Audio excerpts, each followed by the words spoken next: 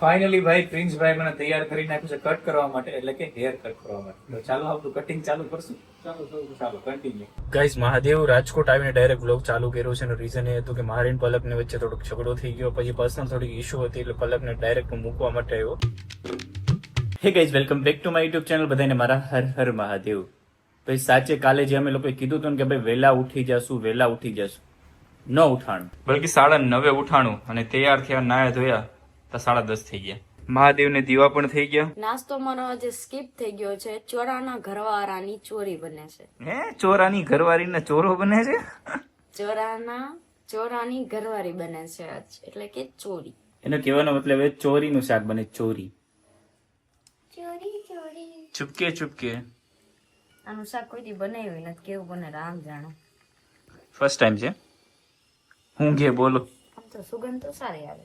સુગંધ સારી આવે તો ફૂલનું શાક બનાવી નાખને. આજે મને કામ મળ્યું છે સવારમાં દૂધ લેવા જવાનું, પણ રાતે વરસાદ પડ્યો ને એટલું કીચડ થયું છે ને ચાલવામાં વિચાર કરવો પડે. એક ગયો ખાસ અને દૂધ લઈ લીધું.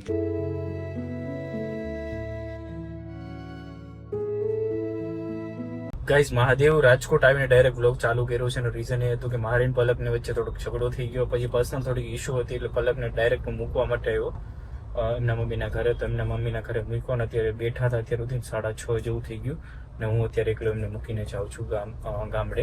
પહેલાં તો ભાવનગર જઈશ, કેમ કે લાઈફમાં યાર થોડી એવી પ્રોબ્લેમ હાલે રાખે ને કંઈ સમજાતું નથી. હું કરે એમ થાય કે આ જિંદગી સારી છે, તો અમુક વાર કઈ રીતના મેટર બની જાય ને સારું સમજાતું નથી. પણ એક વસ્તુ થાય, ગમે ધંધાથી માણસ જીતી જાય, પણ ઘરનો કકરાટ હોય ત્યાંથી માણસ ક્યારેય આગળ ન આવે.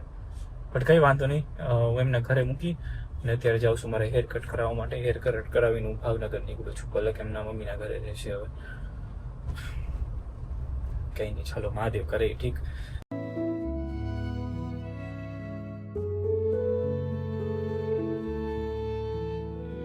રાજકોટ સિટી એવી છે કે મેં મારી લાઈફની સ્ટ્રગલ્સ અને સક્સેસ અહીંયાથી મેળવ્યું હતું. મને સ્ટ્રગલ્સ તો મેં ક્યાંથી ચાલુ કર્યું હતું, સક્સેસ મને અહીંથી મેળવ્યું હતું. રાજકોટ હું પોતાની જાતને કેપેબલ બનાવીને ગયો હતો.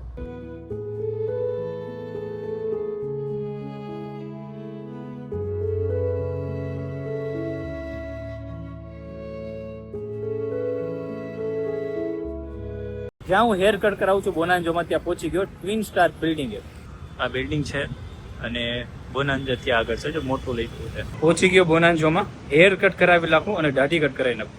આ બધો પ્લાન છે કે દાઢી હાવ પતલી કરાવી નાખું.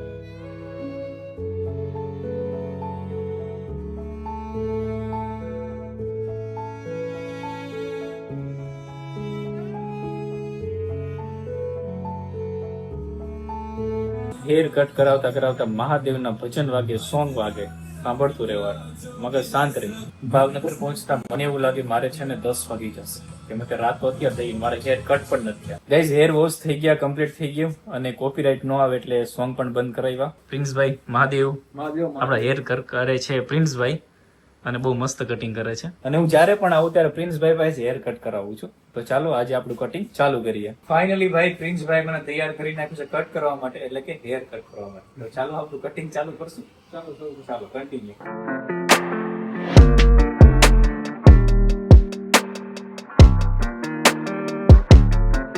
ફાઇનલ ગાઈઝ, મારા હેર કટ થઈ ગયા. પ્રિન્સભાઈ થેન્ક યુ, મસ્ત કરી દીધા. લ્યો, હેર કટ થઈ ગયા. કેવા લાગ્યા કોમેન્ટ કરીને કહેજો. અને 9 વાગી ગયા યાર, 7 વાગ્યાનો અહીંયા તો હેર કટ કરવા 9 વાગે, કેમ કે એમને વિડીયો શૂટ કરવાનો હતો કે લાવો મારા પેજમાં પણ વિડીયો નાખે. પછી શૂટ કરવામાં મારે મેક્સિમમ ટાઈમ વયો ગયો 2 થી 1.5 કલાક.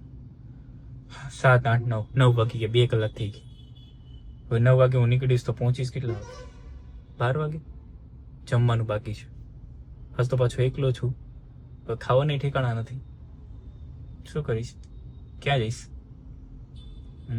હોટલમાં ખાવું ગમતું નથી. રાજુલા જઈશ તો આઘું પડી જાય, સવારે પહોંચીશ. કેમ કે મારા કપડાં જ પાછા ક્યાં ભાવનગર પડ્યા છે. ભાવનગરથી કપડાં લઈને રાજુલા જઈશ ને 9 તો થઈ ગયા રાતના. તો આખી રાત તો એમને જતી રહેવાની. અને આ ભાવનગર, રાજકોટથી ભાવનગર પહોંચું ને એ રસ્તો ભાઈ બહુ ખરાબ છે, ટૂંકો છે, અને રાતે પાછા જનાવર આવતા જતા હોય એટલે બહુ ધ્યાન રાખવું પડે. બટ કઈ વાંધો નહીં, મહાદેવનું નામ લઈને નીકળ્યા. ગાઈઝ, આજે એક વાત શેર કરવાની હતી. ઘણા લોકોની ટેવ શું ખબર, પૈસા માંગવાની. મારામાં ઘણા કોમેન્ટ આવે, ઘણા મેલ આવે કે ભાઈ તમે પૈસા આપો ને, મને હેલ્પ કરો ને, ઉછીને આપો ને. ભાઈ આ વિચાર ખોટો છે. આજથી 5 વર્ષ પહેલા હું આવું કરતો કે ભાઈ મને જો કદાચ કોઈ 5,000 રૂપિયા આપે તો હું માઇક લઈ લઉં, આ કરી લઉં, ઓલું કરી લઉં, કાકાભાઈ માંગુ, ઓલાભાઈ માંગુ. આ વિચાર તમારો એકદમ ખોટો છે. તમારે પૈસા કમાવો હોય તો જાતે જ કમાવો પડશે. તમે ખુદ વિચારો કે તમારી પાસે કોઈ ફ્રેન્ડ પૈસા માંગશે કે ભાઈ મને લાખ રૂપિયા ઉછી ન દે, કોઈ આપશે તમને? સગો ભાઈબંધ હશે, સગો ભાઈ હશે ને તોય આપતા અચકા છે. પૈસા માંગો નહીં, પૈસા કમાવો. બસ મારી રિક્વેસ્ટ છે તમને. માંગો નહીં કોઈ પાસે, તમે માંગશો ને એટલે જ પાછળ જશો. એટલે પૈસા માંગો નહીં, પૈસા કમાવો. જેટલું કમાવામાં ધ્યાન રાખશો ને એટલે તમે આગળ વધશો. જ્યાં સુધી માંગવામાં જેમ વિચારી તમારા નાના થઈ જશે ભાઈ. એટલે પૈસા માંગો, કમાવો. સોરી, પૈસા કમાવો, માંગો નહીં. ઊંધું થઈ જાય. કઈ આટકોટ પહોંચી ગયો અને એક આ નવી હોટલ બની છે કંઈક ફૂડ ઝોન વાળી. ત્યાં ઉભો છું ભાઈ. થારની આ કોઈ દિવસ ખરાબ નથી, પણ આજે એક થારની વાત શેર કરું. થારમાં ભાઈ રોદા આવે ને, જાણે ટ્રેક્ટર ચલાવો ને બરોબર લાગે. અત્યાર સુધીમાં થારનું એક પણ વસ્તુ મેં ખરાબ નથી કર્યું. થાર હા એક કરું, સેફટી રેટિંગ તમને સારી મળશે. રોદા ભાઈ રોદા, જાણે મને એવું ફીલ થાય કે હું ટ્રેક્ટર ચલાવું છું. અને પાછા એકલા હોય ને ખાલી ગાડી હોય ને તો ઠેકે જાય. સ્ટેરિંગ એ હાથમાં નો એટલી ઠેકે. બાકી થાર તો થાર કહેવાય. ઓફ રોડિંગ માટે આ વ્હીકલ બનેલી છે, એના માટે આ ઇસ્યુ છે. બાકી તો ગાડી કમ્ફર્ટેબલ નથી. ઓનલી ફોર સેફટી રેટિંગ છે આમાં. બાકી આને જોઈને આમ દિલને સુકૂન મળે કે ભાઈ થાર ઘરમાં પડી છે. બોલું નથી કહેતા આંગણે પડી હોય તો રૂડી લાગે. થાર લેવીશ તારે? જો બોલાવે તો હા થાર લેવીશ?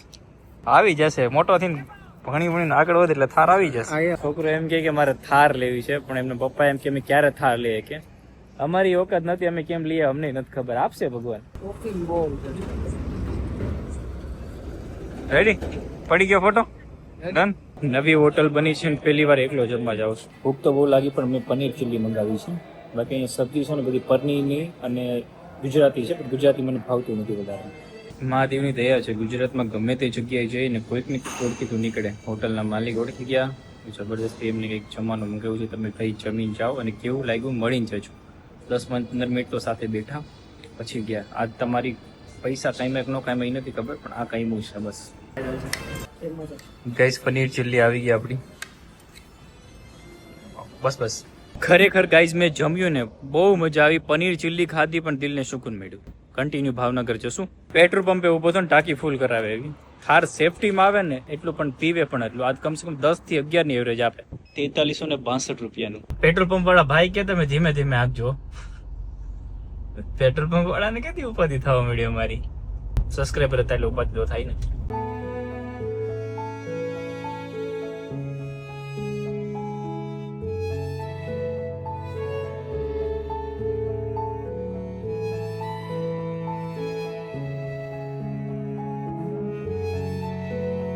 ઘરે પહોંચી ગયો. ચેનલને સબસ્ક્રાઇબ કરજો, બેલ આઇકન દબાવવાનું ભૂલતા નહીં. વિડીયોને શેર કરી દેજો. નવા વિડીયો સાથે હું ટૂંકમાં સાથે બાય બાય ને મારા હર મહાદેવ.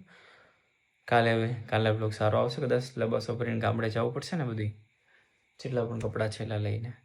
ચાલો મહાદેવ બાય. મળી કાલે નેક્સ્ટ બ્લોગમાં. મિની બ્લોગ પડાઈ જાય. Bye bye.